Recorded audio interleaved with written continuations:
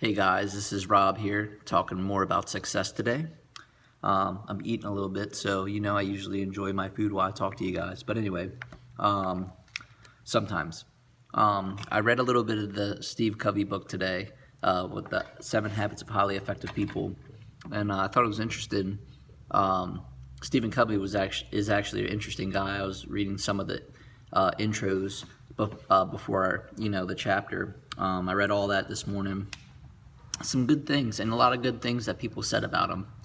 My favorite thing is he was on a porch, he was reading on a chair, and he was looking over a lake view, and I guess it was winter time, and there was ice all over the pond, and somebody was screaming, "Help, help, help." He got in a jet ski, got a life raft, and found the guy hanging off of the edge,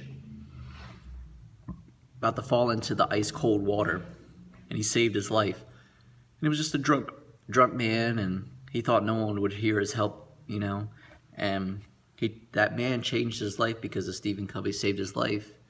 And I guess he must have said something to him, to inspire him, because he's that inspiring type of guy, and was very thankful of that. And that's not the only person he saved. He saved many other people from, let's say, career shifts and stuff like that, where people are just devastated in life. This book supposedly changed a lot of people's lives, and the preachings that he had in previous books. How to become, basically how to make someone become a leader and to save their business and so on and so forth, and having certain habits to master themselves. Another thing that I liked, what I heard about him, he likes to get out of his comfort zone a lot, and from let's say taking naps in random places and putting his little his eye mask on or whatever, so he can take a nap anywhere. And he would go in movie theaters and parks and so on, and just go on a bench and just pass out.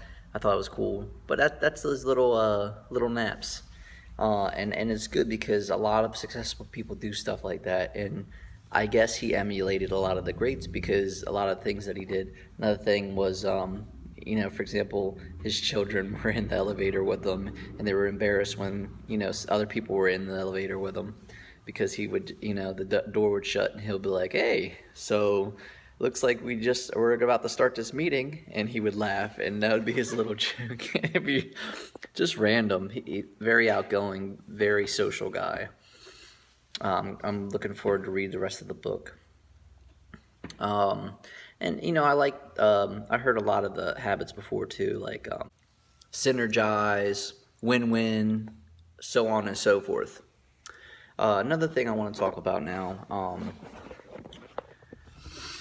I made a new habit, or should I say a lesson, that I created yesterday, and I was, just thinking about it, and I call it the value reflection.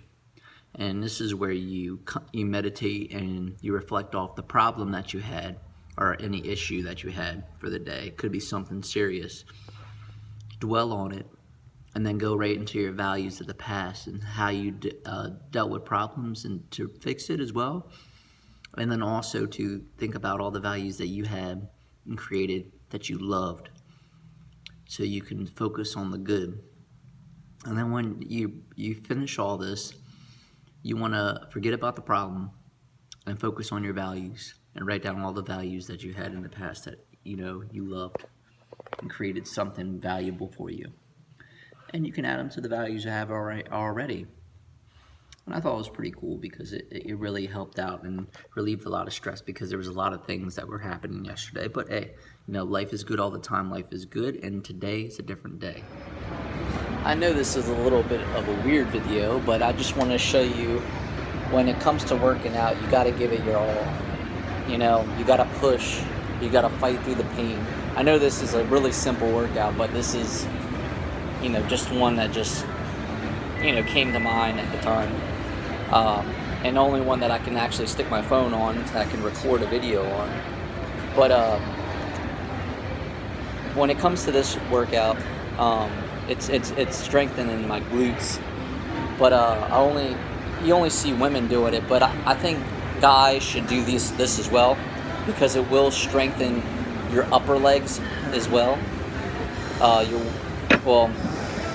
Your upper legs all the way to your glutes, if you know what I mean. But if you want to be muscular, you got to do all types of workouts.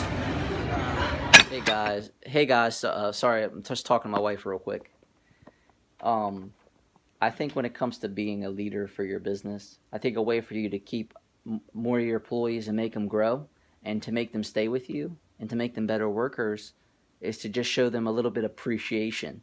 So, like, let's say if they do something like small that you like, and I mean, a lot of the stuff that they're doing might not be right yet, and you're trying to train them, just focus on that little thing that they do really good at, and just say, man, you do a good job at that, And then when it comes to like the work that they're not doing well, just like, hey, let me show you how to do this, how I like it, for example.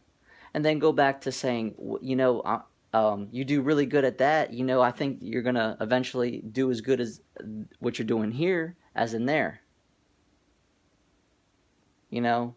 Always, so you want to go in there, make a person feel good, right? Then go over what they're not doing right to make them go in the right direction, and tell them that in that way.